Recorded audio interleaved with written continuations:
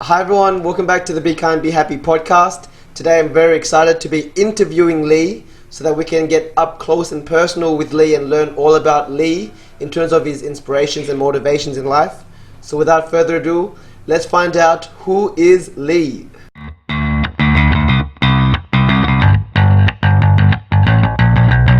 But as always, before we begin the podcast, let's close our eyes and have 3 deep breaths together to synchronize our mind and bodies. So when you're ready, closing the eyes, back straight, shoulders rolled back, taking the first deep breath in. And then breathing out completely, emptying out the lungs.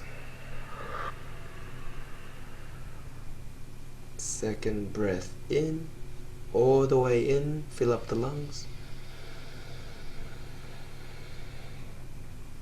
And then breathing out, relaxing everything. Third breath in.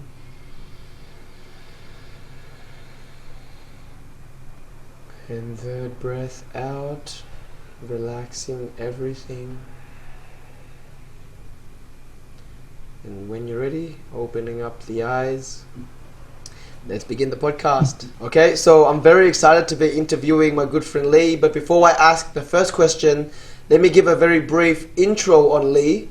Leigh's 24 years old, born and raised in Ontario, Canada, and he studied psychology and biology as an undergrad, and currently he's completing his Bachelor's of Education to become a fully fledged science teacher. In his teens, Leigh was a sailing enthusiast who competed on many levels such as national and world championship, but since he graduated from university, he's been unsure of his purpose in life and so spent a lot of time soul searching. And so in that time he did a lot of traveling, going to Southeast Asia, teaching English in Thailand, and that's how we met.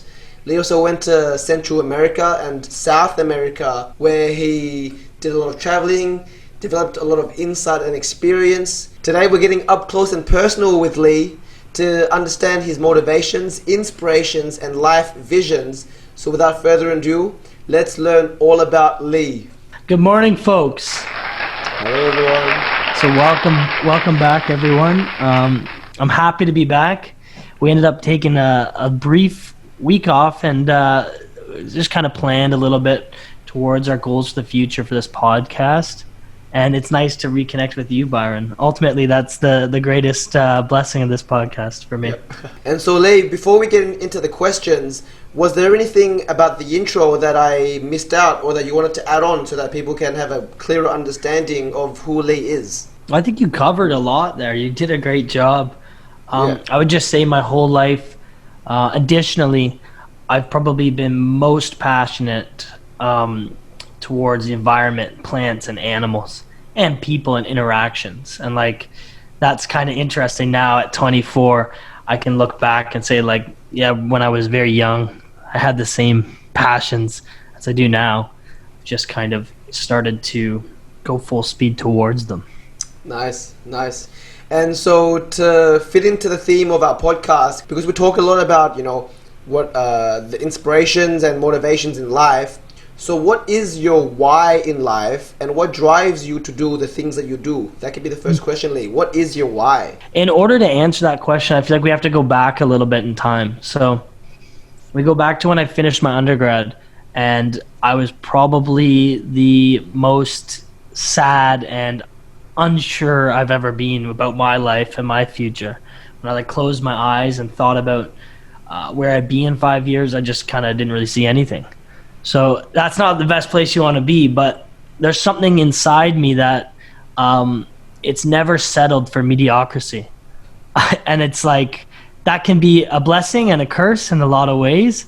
There's a lot of anxiety in that, because sometimes you're doing things and things are perfectly fine, but you feel like there should be something more, And so for me, I was not willing to accept that I was unhappy, and I was not willing to follow the same mold that I've seen time and time again, people around me.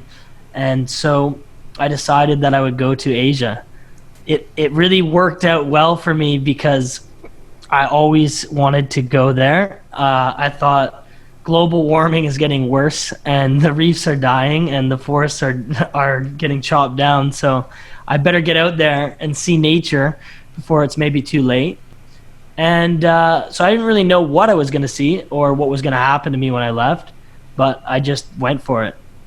And so I remember being on the plane, and I was like super anxious. I was like biting my nails, like, oh my God, what have I done? You know, I've never traveled alone before.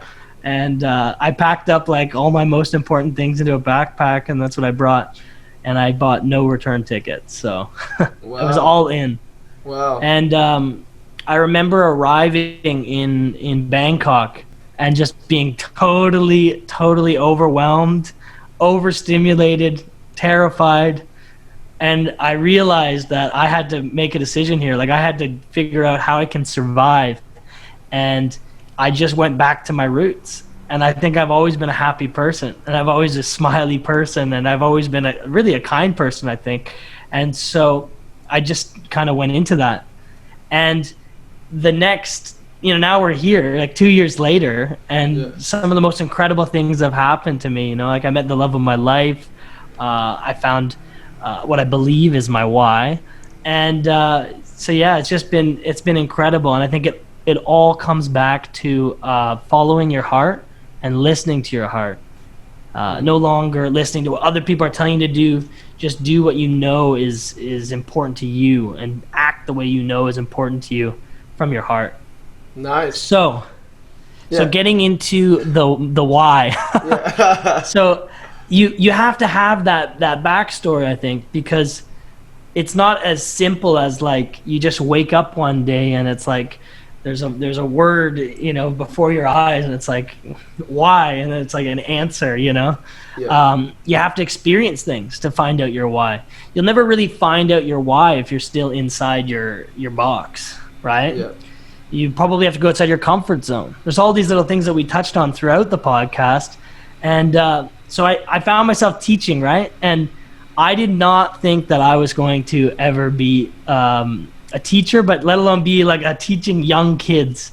So they put me in my first placement, and I was teaching kindergarten, grade 1, 2, 3, 4, 5, and 6.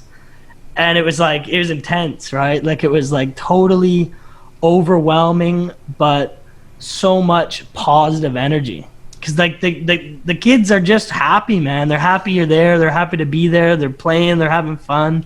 They're happy to learn. And so I just on the fly, did everything I could to be a better teacher, to be a positive guy in the school. So on the fly, I had to learn how to be a better teacher, right? And I had to learn how to be a better people person. I had to socialize with people who didn't speak English as a first language. And in that, I found my why. And some people who probably followed me on Instagram at the time were seeing my daily vlog videos that I was doing. And I think they could tell I was genuinely so happy and just beaming with energy. And I realized that my why is to make other people happy, to make other people feel good and reach their potential. I want people to realize that they are enough. And in order for me to do that, I have to have that realization for myself. And I have to be happy internally. And so everything I've done from that point forwards has been to kind of fulfill that prophecy. Nicely. I feel like your why is very similar to my why in terms of I also want people to be happy. I want to play a part in making people's lives better. But I wanted to go deeper into your why and ask, why is that your why? Why is your motivation to make everyone happier and to make everyone achieve their potential? Where did that why come from? So I think the deeper part of that is that's what fills my cup up. That is what makes me happiest. And I can't run from that. I can't isolate myself from that. And the more I do things towards that purpose, along that path, things that align with that, the happier I am and the more fulfilled I feel. So I truly believe with all my heart that is my why. And now it's all about trying to figure out what specifically can I do that aligns with it, right? So, whether it's going into teaching and trying, becoming an accredited teacher, and then actually teaching in the classroom, because I think that's a very like concrete way that you can impact people's lives in a positive way, and then in a way you're changing the world, like you're making the world a better place, and that's what I want to do. Nice.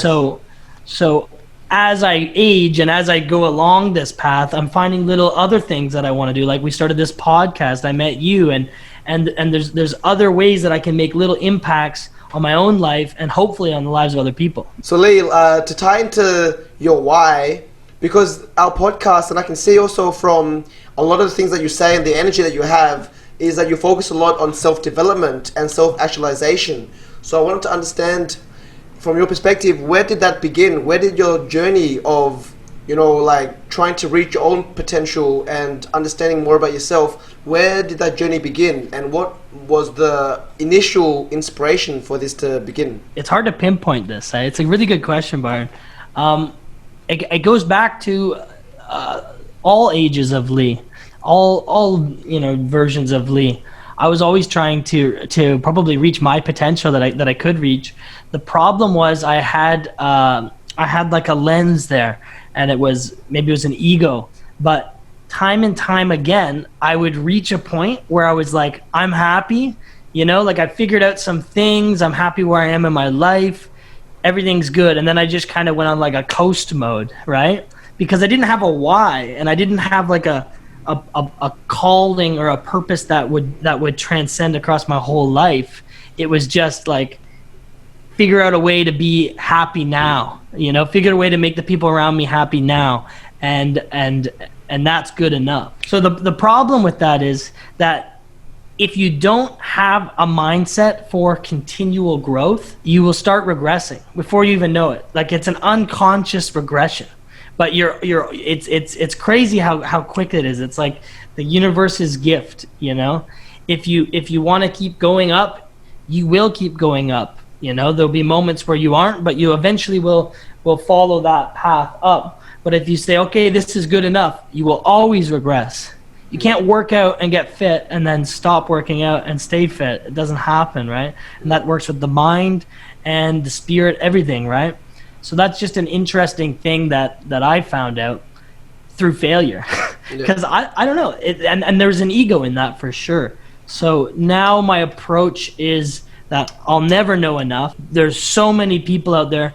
There's so many things out there that I have yet to see and learn and experience. And I'm only 24, but I have a lifetime to go and do those things and learn more and continually grow. So I'm never going to accept that I've grown enough or that I'm where I need to be, because there will never be that point. It's going to be an endless ride. And there's comfort in that. I'm not chasing a material object that you can physically see and it's done. I've reached it. I got the trophy. I'm chasing a purpose or a calling.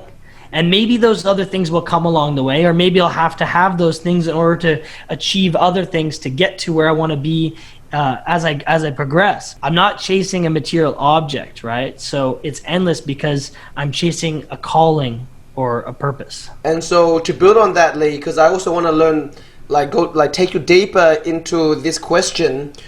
When we talk about self-actualization or self-development and trying to improve ourselves and reach our potential, what are the areas that you want to develop and focus on? You mentioned that it's not materialistically, so it must be like on the inner qualities that you want to develop.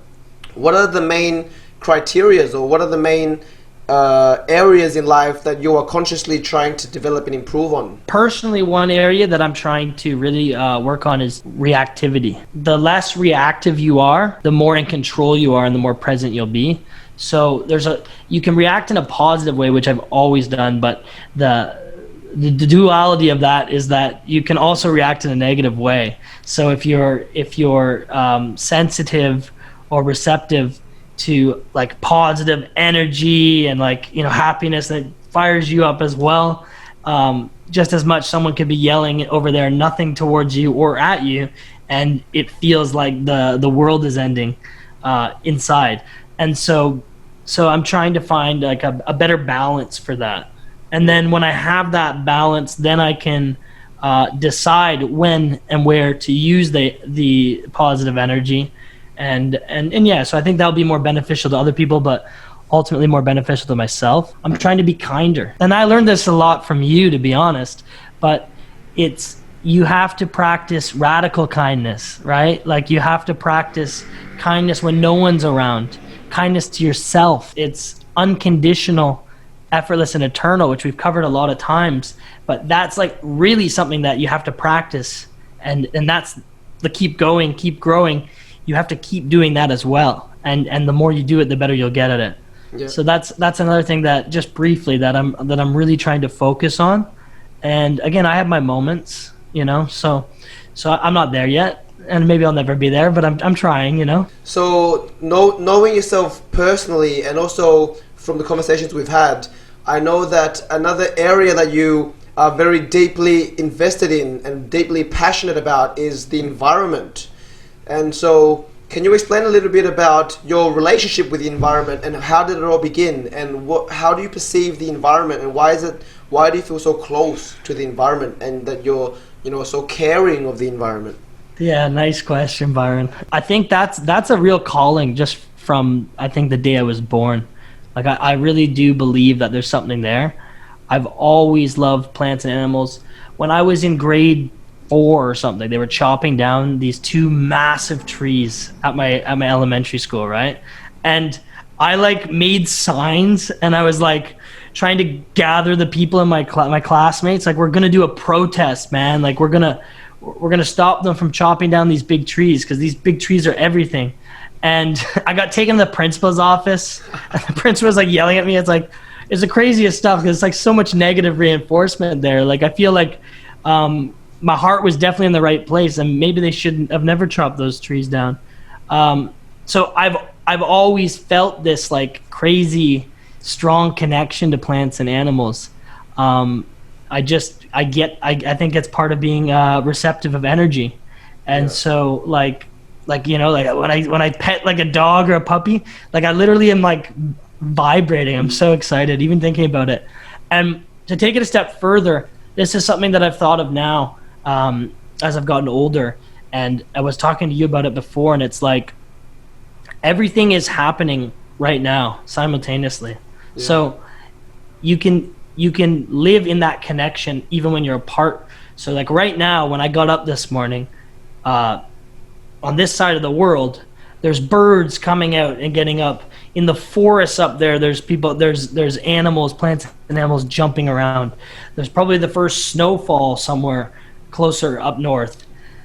And you have like polar bears and all sorts of animals. There's leaves falling from the trees, and the sugars are making the leaves change to red, yellow, and orange from green. And it's like everyone can say that's beautiful, but it's all happening right now, and we're all a part of that. We can take ourselves out of the nature, but if you recognize that it's always there, everywhere, you can feel something. Like I really feel something when I think of that. The plants and animals are still around me because I'm still connected to the world, right? And so Leigh, because the environment and nature is something that we'll be delving more deeply into on the podcast in the future episodes. But just very briefly now, what is your idea and perspective of the current state of the environment, and how has it influenced the way that you live? How has that influenced the way you conduct yourself with the environment and nature in mind? Yes, so that's a really interesting point, because I try for little things, but I really have not made massive compromises in my life for the environment, right? Which is an interesting thing. I've learned a lot. I feel like I know a lot. I care a lot, and I don't think I was capable before as a person. I wasn't big enough as a person to make big changes in my life and to go full step forwards to saving some things or trying to actually make a difference when it comes to environment, even like the forest around here and stuff, right? So you can literally go pick up garbage, because before it would be like I care so much. I'm passionate. I read, I watch, I read, and it drains me. It bums me out.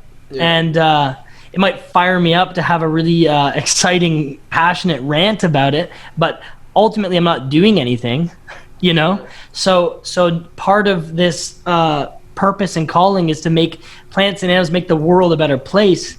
That's why even in this podcast, we're planning on, over the next couple months, we're planning on doing some episodes on specific environmental impacts and people impacts, on the environment. So yeah, I think I'm going to try and take a step forwards in that direction as well now, because as I grow as a person, my ability to do stuff also enhances, right? So that's something I've realized as well. That's part of what I was saying, was I'm not chasing a material thing, but as I chase things, as I grow, there's side things that I need to try and complete, because that's what I want to do and that's what I feel like I need to do.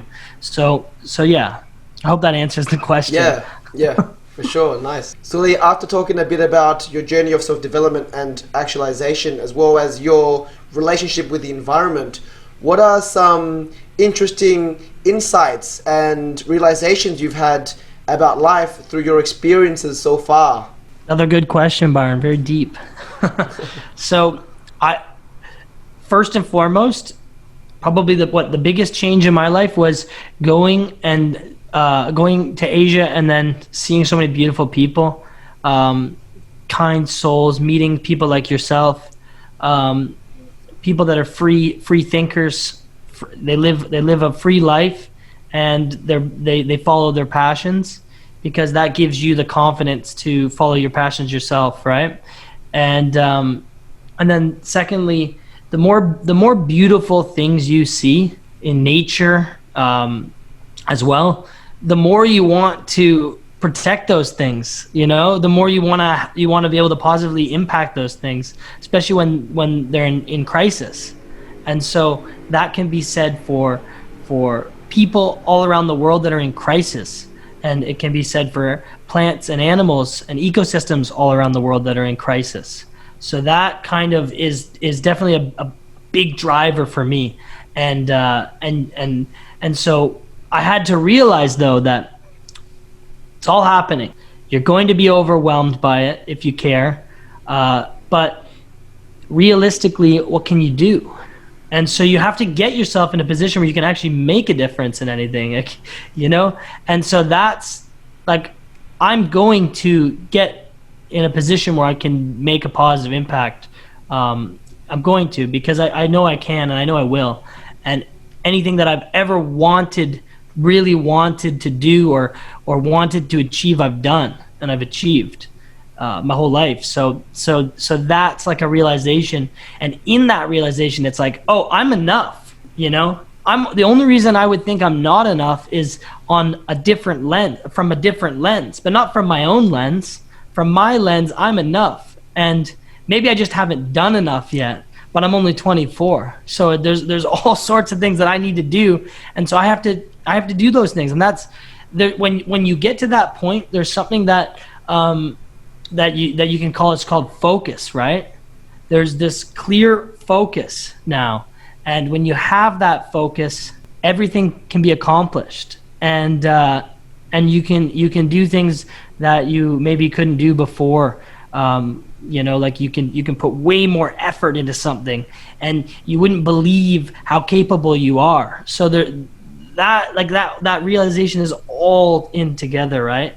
Yeah. And it's like the idea that I'm not going to just look at things. I'm going to try and do something about it. Yeah.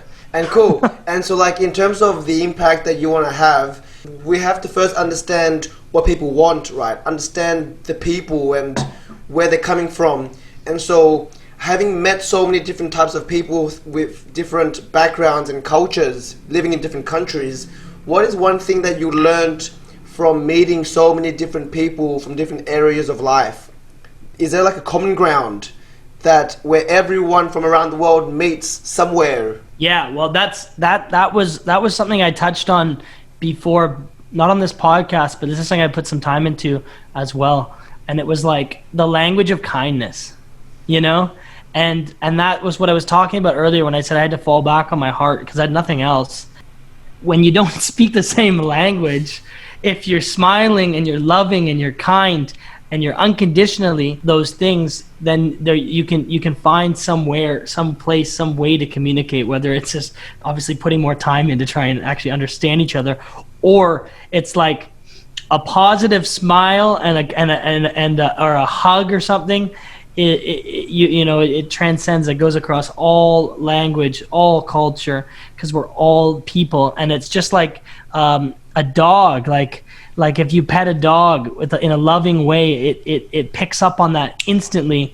And so it's like we're the same way. We're all mammals. Like we can pick up on, we know when someone's being kind to us, and we know when someone's being nasty. And it's just about being more of that kindness in the world, I suppose. So I think this naturally leads to the next question, which would be, what is the impact that you want to have on the world, and what are some things that you think the world needs right now in this present state? The impact that I want to leave on the world is I want to make the world better, whether that's a shift, helping towards the shift in consciousness of people being kinder, being happier, people believing that they're enough, people taking care of others more, and being compassionate. But I realized that maybe it's possible because I'm not so special, that maybe if I'm a teacher and I'm able to instill that passion for the natural world or share some perspectives that I've seen, maybe one of my students will change the world in a positive way too. And then in a way I'm serving that purpose, like I want to be a service to others. And so what can people do right now is just realize how much time you're spending distracted, and how much time you have in a day it's still a lot of time, and there's a lot of things out there. You can tell your family members that you love them. You can start following things that you're interested in, and try to be more of a service to others, or service to a greater good. Because once we start serving something, serving someone, serving the environment, serving plants and animals, serving people, then we can make the world better, right? Yeah. So that's something that I'm going to keep doing. So, yeah. Nice. But maybe I can only do the work of one person, and that's that's maybe not enough. But a lot of people can do a lot. So yeah. Nice. I hope so. I guess. Nice, Leigh, that's awesome, dude. And I guess the final question, just so that the viewers and listeners of the podcast can be excited about the future of the podcast, what direction do you plan for the podcast? Yeah, so we've spent a lot of time now working on ourselves, and putting out information and putting out energy out there for yourself. Yes. And now we're going to start spending a little bit of time working on world issues, because they're equal as important. And it's like, again, what I said before, you actually have to be reach a certain level where you can actually have the capacity to do those things. It's like, first love yourself, first be kind to yourself, then be kind to others. It's like once you do all that, and you keep doing all that, then you can add in, like, I'm going to start being a better member of my community, and then I'm going to look at some world issues and maybe see, is there any way I can add value here as well? And that's what we're going to try and do through this podcast, right? So we're going to look at our consumption. We're going to look at fast fashion. We're going to look at deforestation. It's a big one. Yeah. We're going to look at the ocean, right? There's endless topics here. We can look at recycling. But we're going to try and be organized, right? And it's good, man. We got you in here, Byron. Like, we're going to get a lot done, man. Nice. Awesome, Leigh. Yeah, dude, I'm very excited about the future of the podcast. And so, Leigh, finally, what is one thing that you want to leave for the listeners to keep in mind? Like a message that encapsulates who you are and the impact that you want to have on the world. One thing on the spot: you are enough. You've always been enough. You were born enough. And this goes right back to our buddy Jeremy Coe. Yes. You always will be enough, and keep going. Can't stop. We got to keep going. Nice. Alright guys, hope you've enjoyed this episode about Leigh. And if you have any questions that I didn't ask on the podcast, please leave a message on the comment section below, and maybe Leigh and I can review those questions and answer them as they come. Once again, hope you've enjoyed this episode, and we look forward to seeing you on the next episode next week. Thanks everyone. Bye bye.